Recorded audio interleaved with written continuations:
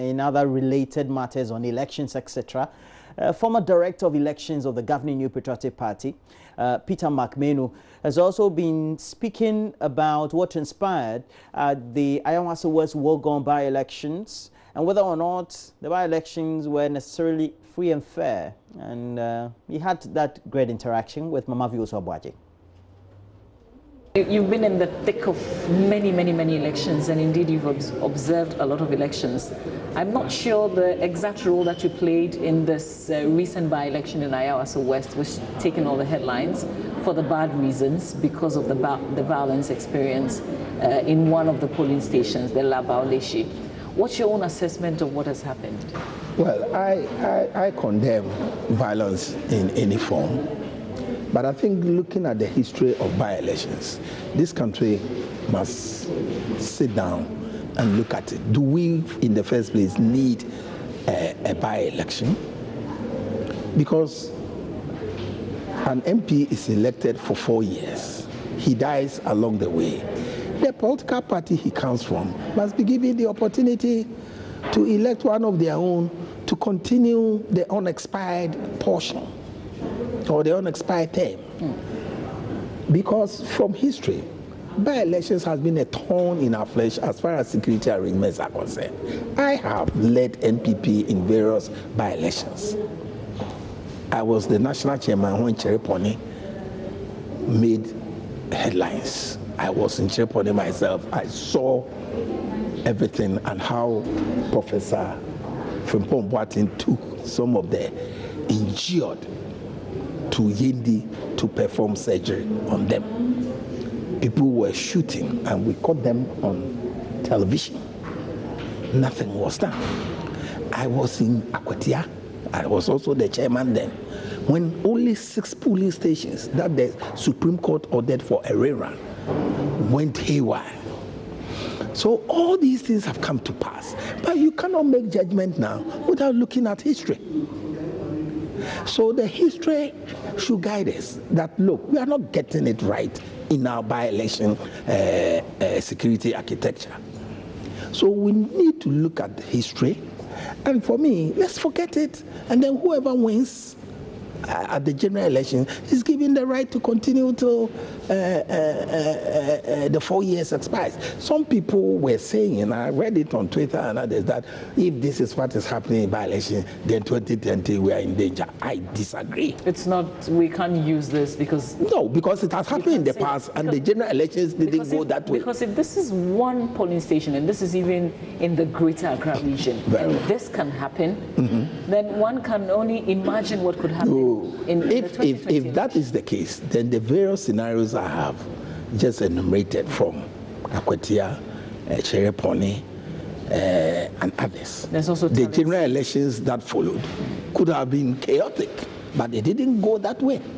And we have to be honest to ourselves. So we can use this as a measure? No. But if we use it as a measure, then Talensi, Akwatia, Chereponi, the various general elections that followed could have been disastrous. So should we give up and just say that by elections, we should expect these things to happen? We should expect so violence. We must find gunshots. a solution that will go to the roots. What's the solution? Forget by-elections. Let's move on. Whoever wins the general election is given the mandate till the end of the... Is this happening anywhere? Oh yes, in the United States, senatorial seats. If you recall, when President Obama was elected as president, his senatorial seat was passed on to a member of the Democratic Party, and there were a series of allegations of fraud, which led to the imprisonment of the governor of... yes, it happens others.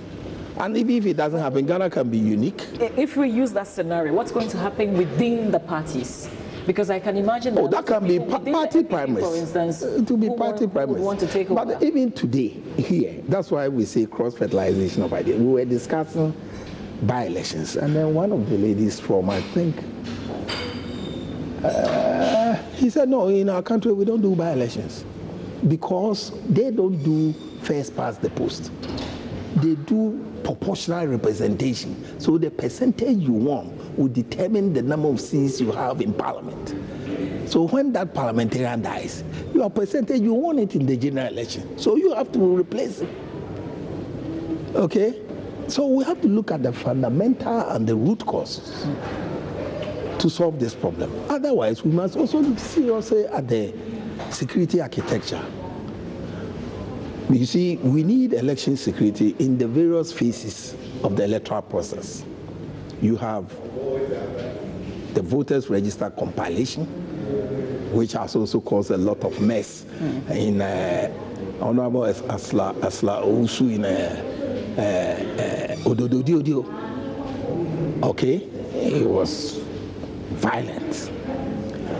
How do you protect that process before you even come to the election day itself?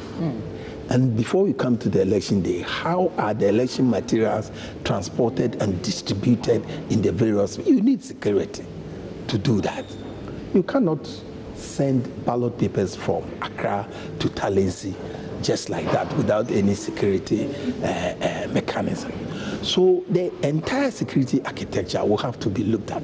But then, on the D-Day, when we have polling agents and security personnel who are supposed to go there without guns, the security people should tell us the reason why others with guns, because they must have had certain intelligence which me and you are not privy to. Correct. So we cannot fault them until they come out to tell us the reason or the intelligence they had. We cannot fault them. Just hold your thought there. When we come back, I want to find out from you what kind of security we need at polling centers, and ask what you think about masked men as we've seen in this recent by-election.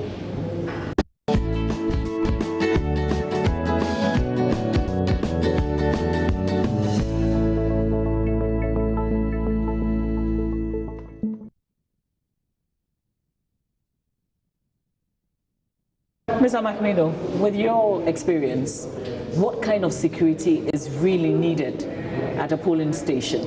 You see, security, as I have said earlier, for elections, I don't want you to use polling stations specifically because election is a process.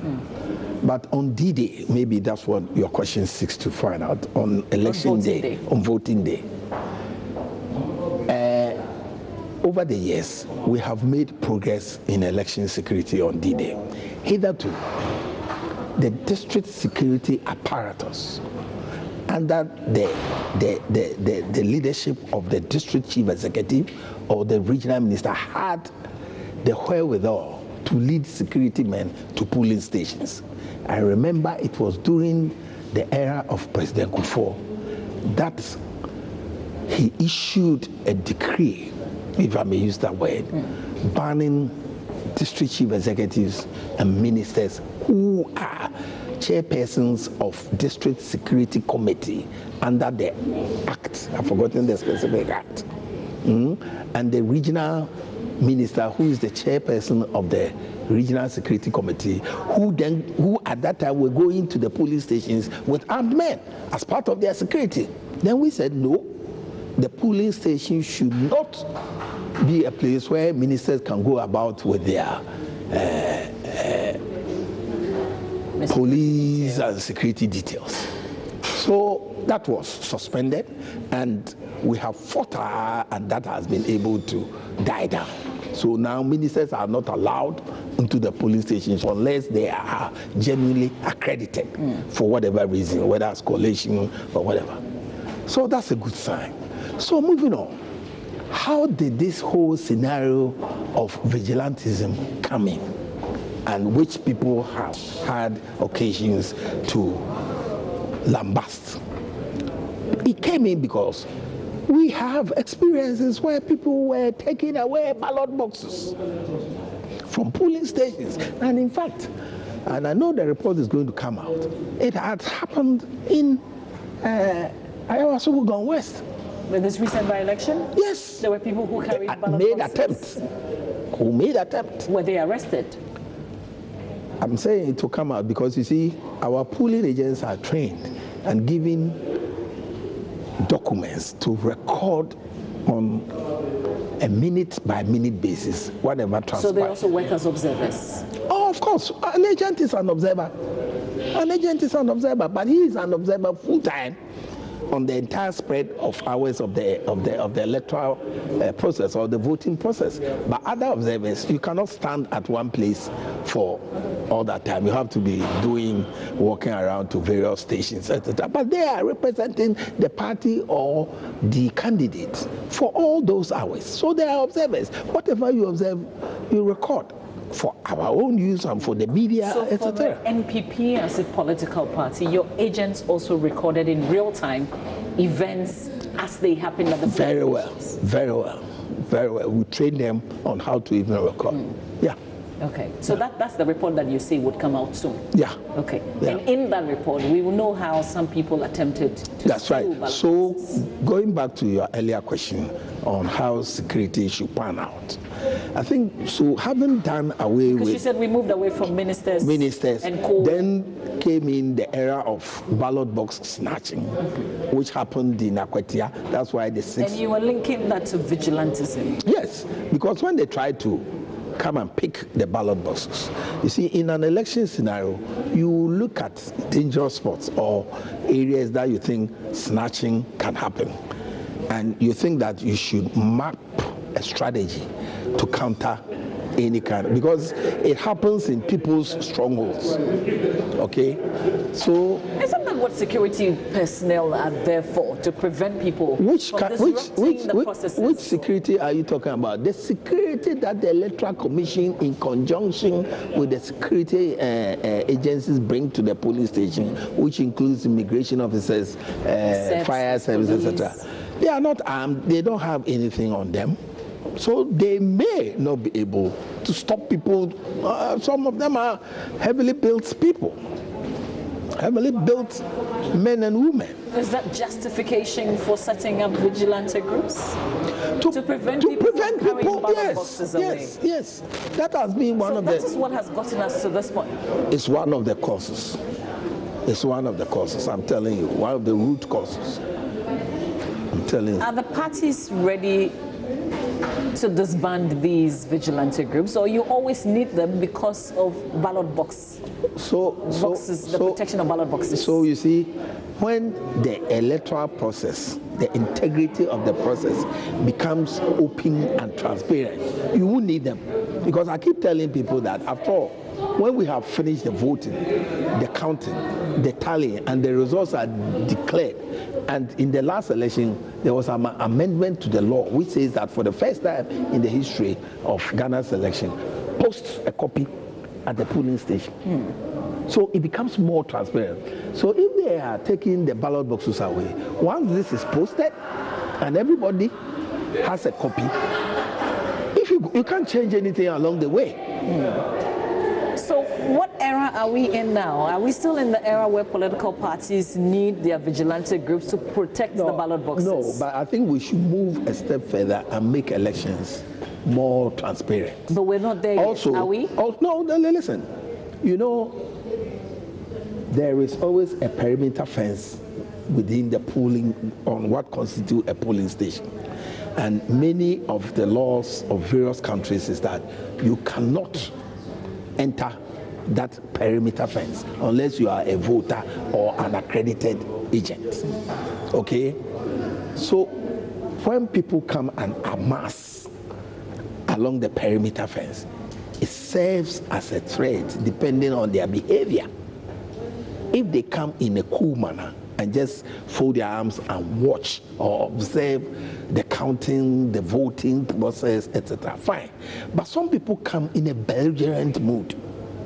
That is a threat to peace and security. And in this regard, you don't need, or the policeman there cannot. He cannot. You need a well-armed security to dispel people of this nature. It has happened in many polling stations. They come in a belligerent mood. though the perimeter fence is there, sometimes they even try to enter. And our security agencies can't deal with that. One person who is there, he can't deal with that kind. Well, isn't that why they're expected to call for backup? You see, the solution. There's a security task force that we formed, didn't we? There was a certain task force for elections. Oh. Election Security Task Force. But the election security task force, their duty is to design or look at areas that are dangerous, the flashpoints. That's the nature of it. They cannot get a task force for all the about 30,000 polling stations. Oh, Mama, they can't. So it means they that the calls to disband the vigilante groups, that's just hitting on rocks there. It's because not nothing is going hitting to on happen. rocks. We must look at it in a holistic manner. For example, the judiciary has a role to play. The police and the security and the national security has a role to play. I could tell you, this is an interesting conversation that Mama Vio Sobwaje is having with the former chair and also director of elections for the MPP, currently the chairman for the Ghana Ports and Harbours Authority Board. And we'll bring back that conversation to you. It's important we look at party vigilantism and the efforts and the commitment that needs to come from the various party leaders to ensure that we have a certain buy-in on the subject of vigilantism and hooliganism that is usually recorded. And we have to move on.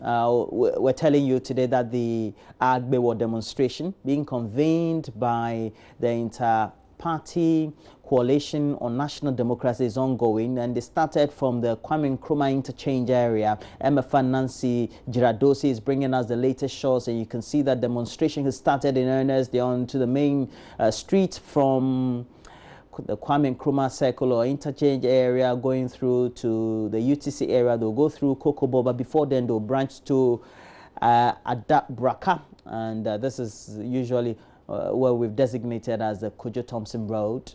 And you can see that intermittently the demonstrators will stop, and usually actions that are features of Ghana's the demonstrations that are convened mainly by the political elite or the political party, so to speak.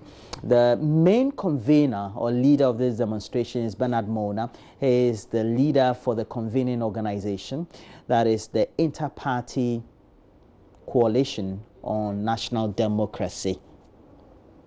This is all a fallout from the incident that was recorded a week ago, in which we had personnel of now we know the National Security Council under the ambit or wing of the national security structure that meted up brutalities to people believed to be mainly NDC sympathizers and subsequently some neutral voters, so to speak, who had come in to cast ballot at the La Bauleshi Presby polling stations. Bear in mind that there were the 4 polling stations that were there, and subsequently we had some be maimed, shot at, and this resulted in considerable uproar from all sections of our society.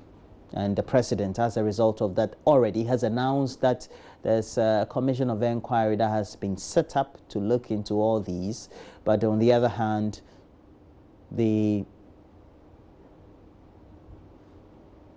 coalition is organizing this and leading that. You can see a number of the individuals. Bidzidin is in there, some George, a number of leaders of the NDC and the other political parties, particularly the PNC, are all present. They're part of this demonstration.